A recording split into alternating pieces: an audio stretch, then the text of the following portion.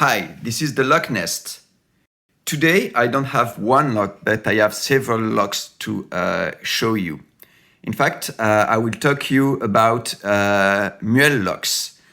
So Muel is a company which was founded in 1896 by Jules Muel. And this company was granted a patent in August 900.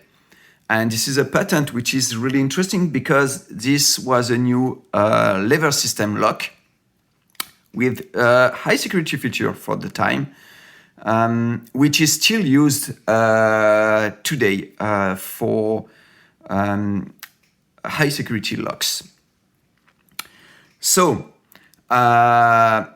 I will start by present you a few locks, and I will get one just to show you how it works inside and how it looks. And after that, I will show you more recent versions, so we'll see in history how it evolved or doesn't evolve for the purpose of this lock.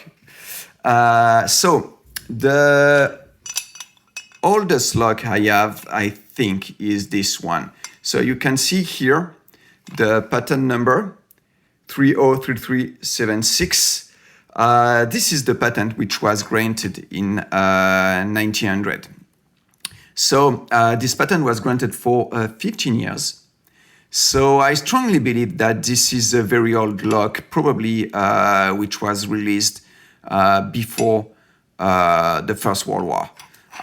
What we can see too is that here there is a number. I don't think this is a serial number. This is probably more a project number, because if it is the serial number, I'm really lucky.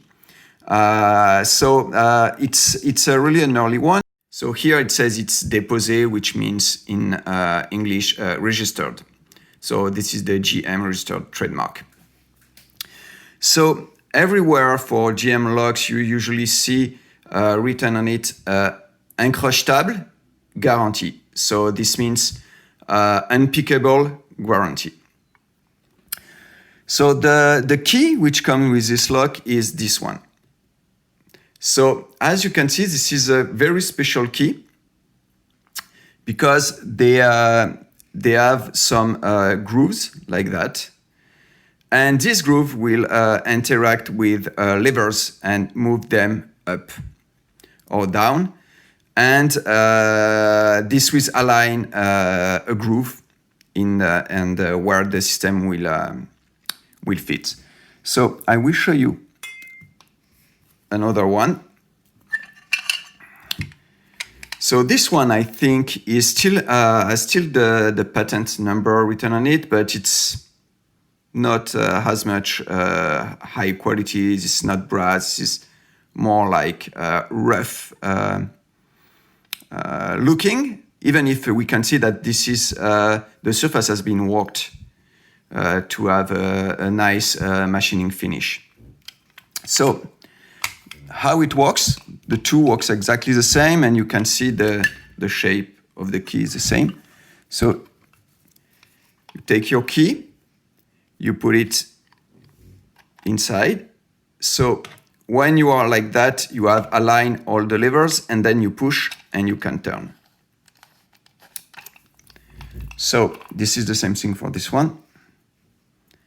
You put the key, you align the levers, you push to get the system, and it turns.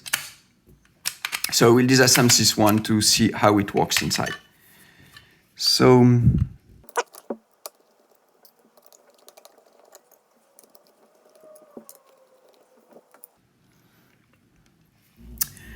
So here it is.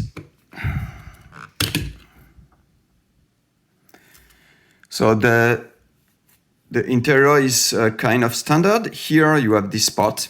This is the system. You can see here the levers. And here this is the system which will engage in the levers holes. So if we look closer, we can see that when I put the key here, if I push, not put in a good direction, yeah. If I push, all the levers are aligned, and then I can push the system. You can see that it's square. This means that if you don't push the system, you can't rotate it. And even with trying to force it, it may be close to impossible to do that without breaking your key or your force system. So then you push, and then the system can turn. So when you push, it engages with this bar, like that. And then the bar turns. And this is very simple, but this work very effectively. So something interesting in this one is that you can see there is a lever here.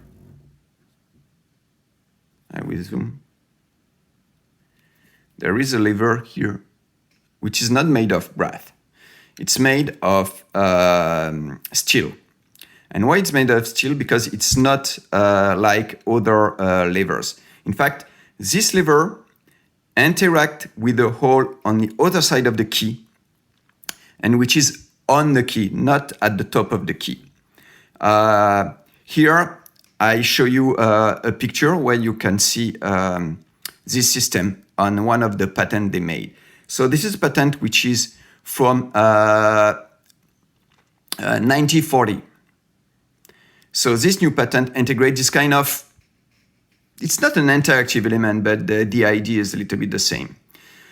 Something else you can see is that here you have serration in the levers. So because of this serration, picking is much more difficult because they are false gates. So this system is kind of quite advanced at this time. Something you have to note is that in the original version, so zoom out.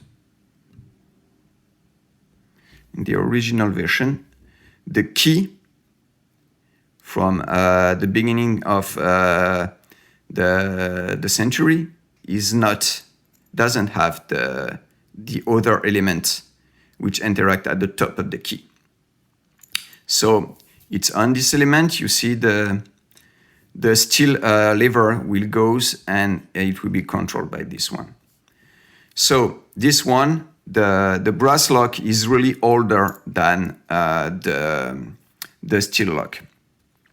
So following the release of these two, so the first one is really the old one and the newer one, things have nearly not evolved. The lock were made a little bit bigger for some, had some levers, but not much change. So you can see I have a picture of other locks which are some evolution of this one.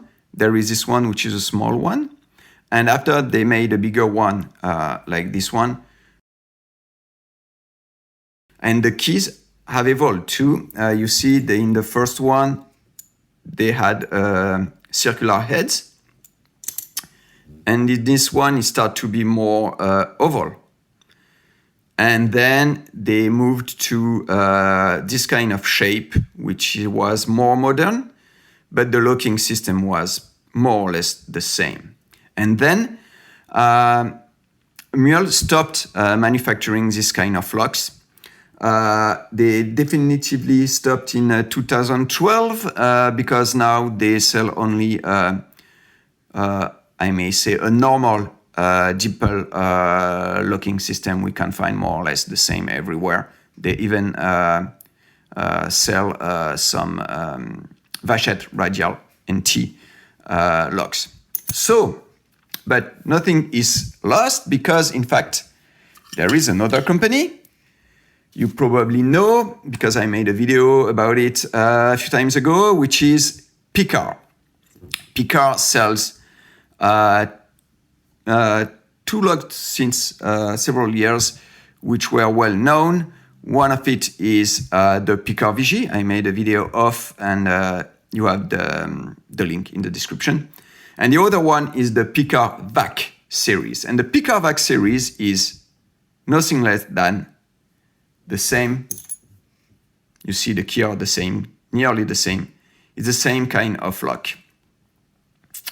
So here, what I have for you is a high security French lock with the Picard vac standard. So the way it works is exactly the same. The mechanical system is exactly the same inside. What is interesting in this lock is that this is a high security lock. This means that it can handle a lot of abuse.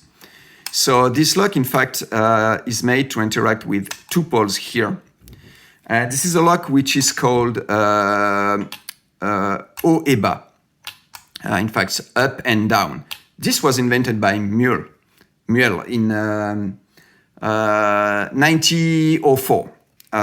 They invented this kind of system. So you have two poles which goes up and down on the top, on the wall, and in the ground.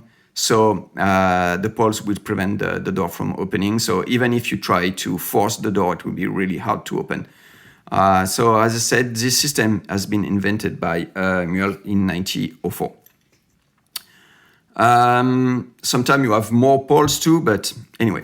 So here, this is the interior part. The lock is against the door. It's used a lot like that in Europe and in France particularly, because it can be adapted on hold doors very easily. Any door can have this kind of system installed on it.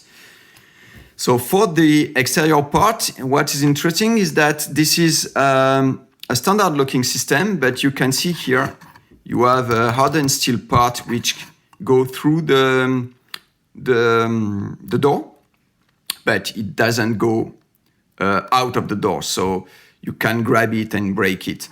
So there is this part which rotates, and there is the other part which rotates too. So if you want to force it, like that. So if you want to force it or drill it, it will be much more difficult. So this lock works perfectly. You can see I take the key, push it inside. So I set the levers, I push, and the system turns. And you see the pole are moving.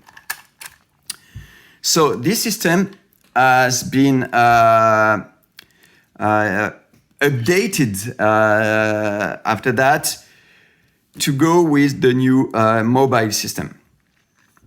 So here, this is the same concept. The locking mechanism is the same, but you have a mobile element on the key, probably for just patent protection to avoid a copy of the lock.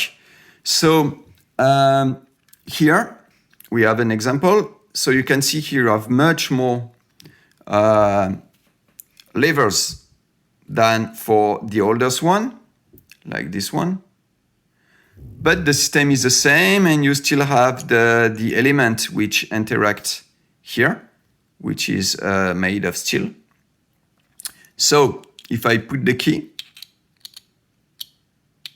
like that, I push, all the levers align, and the system can rotate. So this is that simple.